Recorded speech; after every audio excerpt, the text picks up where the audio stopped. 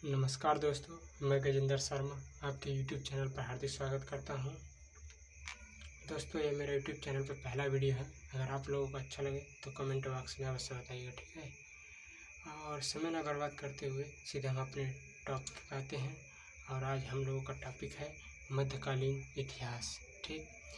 तो मध्यकालीन इतिहास के बारे में जानने से पहले हम लोग इसके बारे में जान लेते हैं क्या क्या पढ़ना है, ठीक। तो सबसे पहले पढ़ेंगे, ठीक। सबसे पहले हम भारत पर मुस्लिम आक्रमण के बारे में पढ़ेंगे, ठीक। फिर भारत पर अरबों का आक्रमण पढ़ेंगे, ठीक। अब फिर पढ़ेंगे भारत पर तुर्कों का आक्रमण पढ़ेंगे, ठीक है। फिर दिल्ली सल्तनत के बारे में पढ़ेंगे। इसमें गुलाब वंश हो गया, खिलजी वंश हो गया, तुगलक वंश हो गया, सैयद वंश हो गया, लोधी वंश हो गया आदि के बारे में इसमें पढ़ेंगे। फिर आ जाएंगे सूफी या भक्ति आंदोलन के बारे में पढ़ेंगे इसे, ठीक। इसके बाद हम लोग पढ़ेंगे प्रांतीय राजवंश के बारे में पढ़ेंगे। 14 से 16 ईस्वी के शताब्दी के समय में पढ़ेंगे।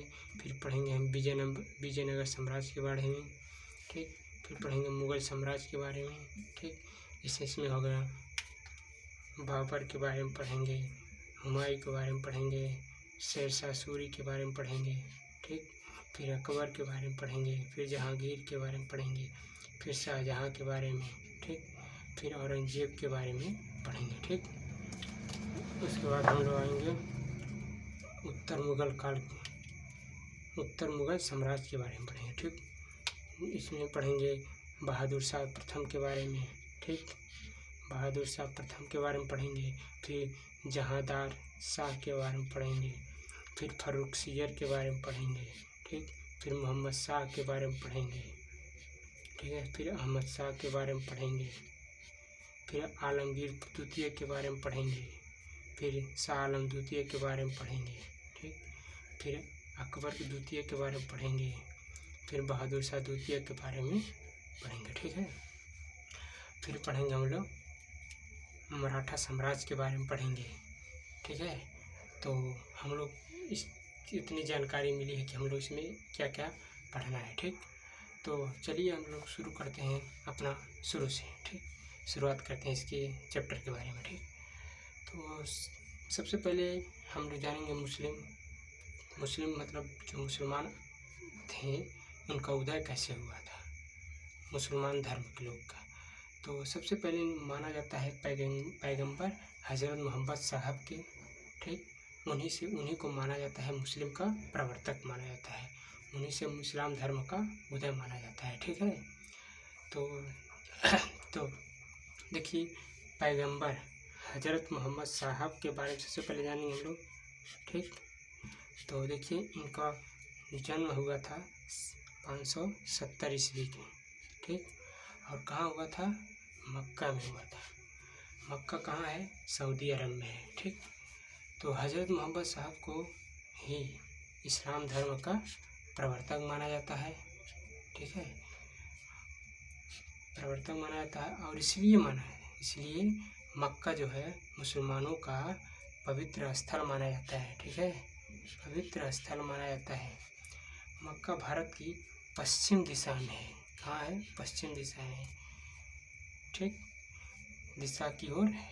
इसलिए मुसलमान धर्म के लोग नमाज पश्चिम दिशा की ओर मतलब पश्चिम दिशा की ओर मुख करके ही पढ़ते हैं, ठीक है।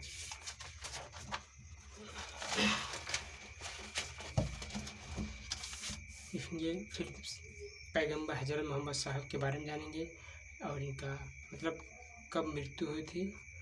तो 632 ईस्वी में इनकी मृत्यु हुई थी। हज़रत मोहम्मद साहब के बारे में कुछ जानते हैं थोड़ा बहुत। इनका जन्म आप लोगों को पता ही है, 570 ईस्वी में हुआ था, ठीक। और इनके पिता का नाम था अब्दुल्ला, ठीक है। और इनकी माता का नाम था अमीना, ठीक। और इनके दामाद का नाम था अली, जो बाद में खलीफा बनते हैं, लेकिन इनको हटा दिया जाता है। और इनको पता है इनकी मृत्यु 632 ईस्वी में ही हुआ था, ठीक है।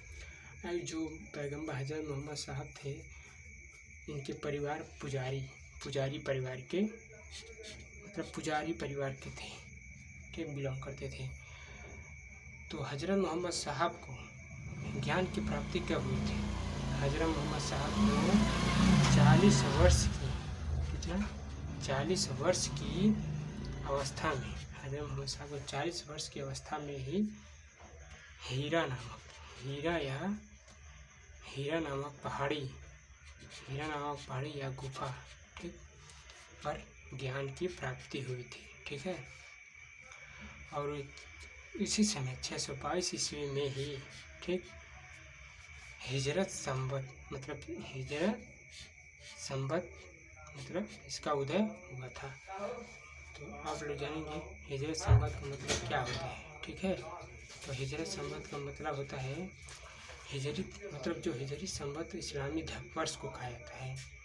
इसकी शुरुआत हज़रत मोहम्मद साहब के मक्का से मदीना में प्रवेश करने से मानी जाती है। ठीक है। 16 जुलाई 622 ईस्वी में प्राप्त हुआ था। ठीक है। तो अब हम यहाँ तक समझ में आया। तो फिर हम पढ़ेंगे मोहम्मद साहब जो थे मुसलमानों के राजनीतिक व धार्मिक नेता थे। ठीक है। अब सीधे हम पढ़ेंगे अरब आक्रमण के बारे में। ठीक। अरब आक्रमण कब हुआ था? ठीक है। तो अरब आक्रमण हुआ था 7वीं शताब्दी के शुरुआत में ही सऊदी अरब में इस्लाम धर्म नामक एक नए धर्म का उदय हुआ तथा शीघ्र ही इसका विस्तार उत्तरी अफ्रीका से अरब संबंधी तथा ईरान और भारत तक हुआ। ठीक है। तो इस्लाम धर्म केवल एक धर्म ही था। ठीक है। जो उनका पुस्तक था कुरान। ठीक है। तो अब हम लोग देखेंगे अरब आक्रमण कब हुआ था। अरब आक्रमण के बारे में पढ़ेंगे। ठीक है। तो अरब आक्रमण क्यों हुआ था? ठीक। तो देखिए, अरब के लोग जो थे उनके पास ज़मीन कम थी, जिस कारण से वे उतना पैदावार मतलब जैसे मान लीजिए अनाज उतना पैदा नहीं हुआ करता था वहाँ पर। इसलिए वह लोग, ठीक, इसलिए वह जो थे वह अन्य देशों पर आक्रमण किया करते थे। ठीक।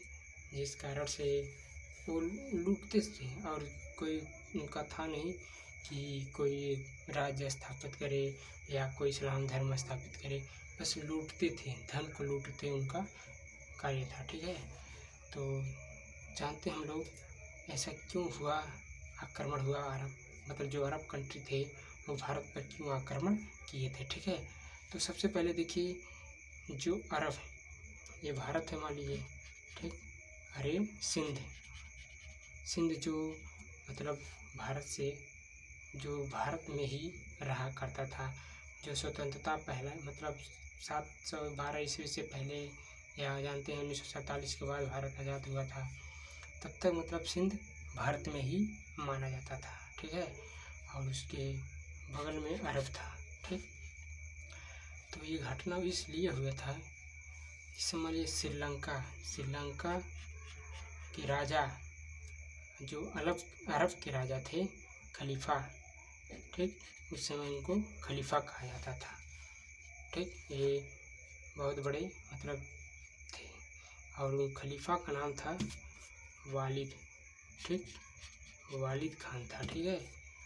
तो वहाँ खेती की कमी थी। देखिए यहाँ वहाँ अरब में खेती की कमी थी। ठीक। तो ये घटना क्यों हुआ था? ठीक है। तो ये घटना इसलिए हुआ था, ठीक, घटना इसलिए हुआ था कि श्रीलंका के राजा जो थे वे अरब के खलीफा को कुछ पुरस्कार या भेंट देना चाहते थे। इस कारण से वह भारत के सिंध के देवल बंदरगाह के रास्ते भेज रहे थे। ठीक। जिस कारण से देवल बंदरगाह पर ही कुछ लुटेरों ने इसे इन पुरस्कार को लूट लिया। ठीक है। जिस कारण से अरब के खलीफा या वालिद ने इसके बारे में पता लगाया। ठीक, तो पता चला कि भारत के सिंध के एक देवल बंदरगाह पर इनका पुरस्कार लूटा गया था। ठीक, जिस कारण से अरब के खलीफा ने इसकी जानकारी लेने के लिए इराक के शासक था, कौन था? इराक का शासक जो था कौन था? अल-हज्जाज। कौन था? अल-हज्जाज। ठीक, अल-हज्जाज को मतलब जो अल-हज्जाज था, जो वे सेना जो था वो वहाँ का शासक, मतलब शासक कह सकते हैं या सेनापति मान सकते हैं वहाँ का। ठीक, तो जो खलीफा थे, अरब के खलीफा इराक के शासक अल-हज्जाज से बोले कि जाओ, मतलब सिंध का जो लूट हुआ है हमारे जो श्रीलंका के राजा में हमारे पुरस्कार मतलब भेजे थे हमारे लिए पुरस्कार, वह कौन लूटा था और किसके क्षेत्र में पड़ता है। तो हाँ, पता चला कि सिंध जो था वह भारत के एक राजा थे, राजा दाहिर, इनके क्षेत्र में पड़ता था। ठीक, जिस कारण से खलीफा ने इसके बारे में पूछा कि ये मतलब कौन लूटे हैं, मतलब इस पुरस्कार को किसने लूटा है और ये किसका क्षेत्र पड़ता है। तो राजा दाहिर सीधे मतलब डायरेक्ट ही मना कर दिए कि ना ही ये कोई लूटा है और ना ही ये मेरे क्षेत्र में आता है, ना ही मैं ये इस पर कोई कार्रवाई करूँगा। ठीक, जिस कारण से खलीफा ने इराक के शासक को वहाँ आक्रमण करने के लिए भेज दिया, लेकिन अल-हज्जाज न जाकर बल्कि अपने सेनापति या दामाद कह सकते हैं, ठीक, कौन था? मोहम्मद बिन कासिम को भेजा। ठीक, अल-हज्जाज जो था एक इराक का शासक कह सकते हैं या गवर्नर कह सकते हैं। ठीक है, तो मोहम्मद बिन कासिम को अल-हज्जाज भेजा। ठीक, फिर आते हैं भारत पर आक्रमण करने वाला प्रथम मुस्लिम आक्रमणिक मतलब आक्रामक जो था, आक्रमणकारी जो था अरब से था। ठीक, कौन था? अरब। ठीक है, अब कब हुआ था आक्रमण भारत पर? तो 712 ईस्वी में। कौन किया था? मोहम्मद बिन कासिम। ठीक, मोहम्मद बिन कासिम द्वारा किया गया था। और कहाँ किया गया था? सिंध पर किया गया था। उसमें सिंध के राजा पता ही कौन थे? राजा दाहिर सिंह थे। ठीक, तो शासक जो उस समय वहाँ कुछ शासक थे, एक ब्राह्मण वंश का शासक, जो राजा दाहिर थे वे ब्राह्मण वंश का शासक राजा दाहिर थे। ठीक, और इनके पिता थे चच। ठीक, इसने आक्रमण का जो यह आक्रमण किया गया था, इस आक्रमण का उल्लेख चचनामा में पता चलता है। कहाँ? किस पुस्तक में? चचनामा पुस्तक में पता चलता है। वो भी अज्ञात है, इसकी कोई पुष्टि अभी तक पता नहीं हुआ कि कौन इसमें मतलब कौन ये जारी किया था। ठीक, तो कारण, इसके क्या कारण थे? ठीक, जो बता चुके हम कि पहले ही आपको श्रीलंका के शासक एक जहाजी बेड़ा अरब भेजा। ठीक, उसमें मतलब जो पुरस्कार था वही भेजे थे। तो इस जहाजी बेड़े को सिंध या देवल ढट्टा में लुटेरों द्वारा लूट लिया गया था। ठीक, जो बताया होगा सिंध से। और इराक के गवर्नर कौन थे? अल-हज्जाज जो था, अल-हज्जाज तो खलीफा वालिद ने दाहिर को लुटेरों पर कार्य करने को आदेश दिया, जो गए थे।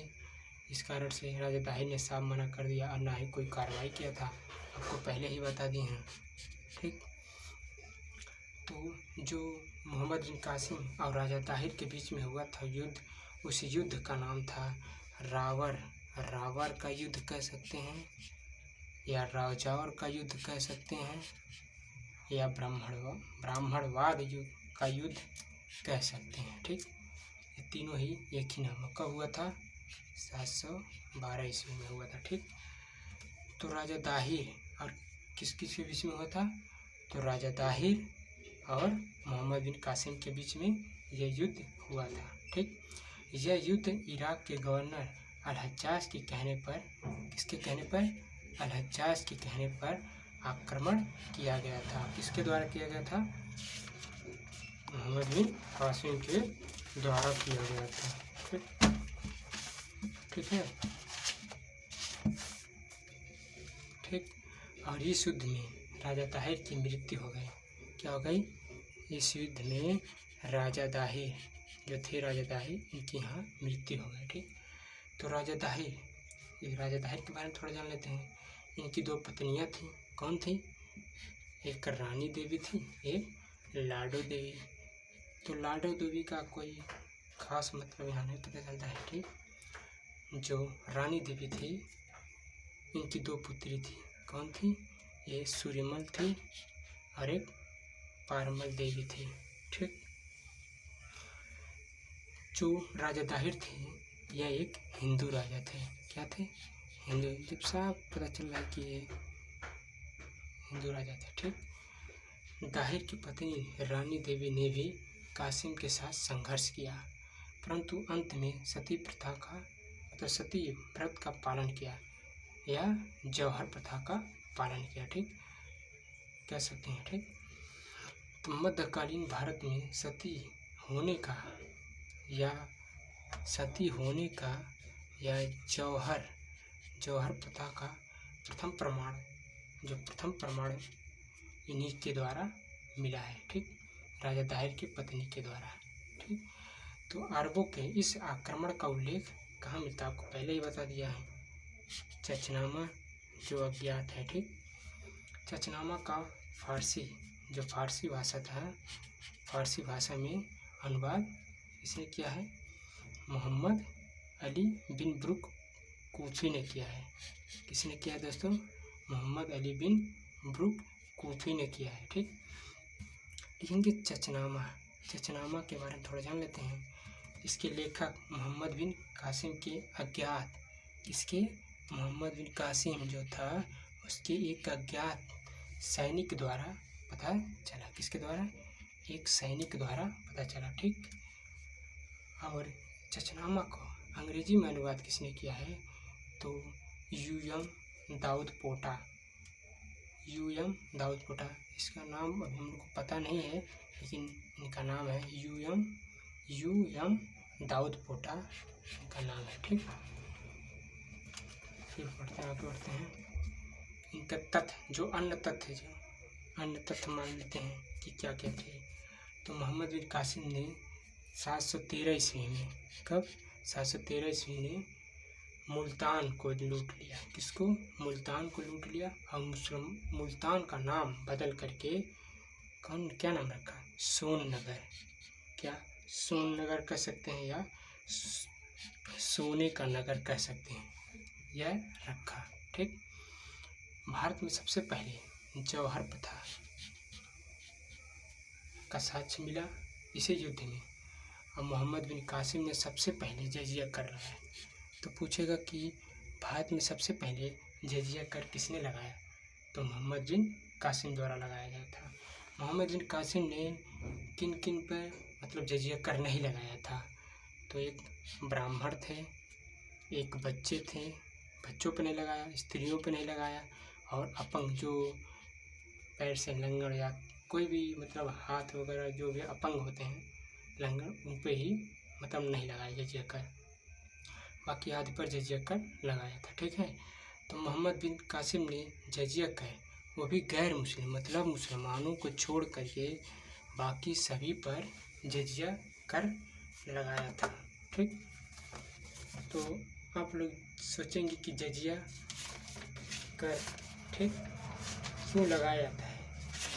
ठीक, तो जजिया कर उन लोगों पर लगाया जाता है, मान लीजिए जो किसी मतलब कोई नगर है उसमें अगर मुसलमान है, अगर अन्य कोई जाति कह सकते हैं हिंदू सिख या कोई भी मतलब गैर मुस्लिम है, उसी पर ही जजिया कर लगता है और उनको देना पड़ता था। ठीक, रानी देवी की पुत्रियों द्वारा मोहम्मद बिन कासिम जो मोहम्मद बिन कासिम था उनकी रानी देवी जो थी, इनकी पुत्रियों सुरमल और पारमल देवी के कारण ही इसकी खलीफा द्वारा इसकी मृत्यु मिली। ठीक, क्यों मिली? तो जब खलीफा के पास जब गया मोहम्मद बिन कासिम और पारमल देवी और सुरमल देवी जब गई, तो जब यह मतलब जब गया मोहम्मद बिन कासिम, इसने कहा लीजिए हुजूर आपके लिए तोहफा लाया हूँ। जिसका तो मतलब ले गया उन लोगों को तोहफा देने, तो इन लोग यह दोनों बहनें की कही कि हुजूर आपके यहाँ लाने से पहले हम हमारे साथ मतलब उल्टा सीधा काम किया, झूठ फंसा दिया उन लोगों को, सीधा दोनों लोग। तो यह खलीफा मतलब वालिद खान जो था वो मतलब इसके उथी करके सीधा इसे जो चमड़े के खाल में इसे लपेटवा करके इसे उथी कर दिया, लपेटवा दिया और फेंकवा दिया। ठीक, और वह उसके सुगंध मतलब दुर्गंध से ही मर गया। ठीक, बाद में पता चलता है इस षड्यंत्र के बारे में, तो वालिद या खलीफा ने इन दोनों बहनों को जिंदा दीवार में चुनवा दिया। ठीक, मोहम्मद बिन कासिम ने भारत में दिरहम नामक सिक्का चलाया था। कौन सा? दिरहम नामक सिक्का। ठीक, और भारत में अरबों की क्या देन थी? तो ऊँट का पालन, ठीक, और खजूर की खेती। ठीक है दोस्तों, आज हम लोग वीडियो यहीं पर रुकते हैं। कल से हम लोग इसके आगे पढ़ेंगे। ठीक है, धन्यवाद। और आप लोगों को अच्छा लगे तो कमेंट बॉक्स में अवश्य बताइए। धन्यवाद।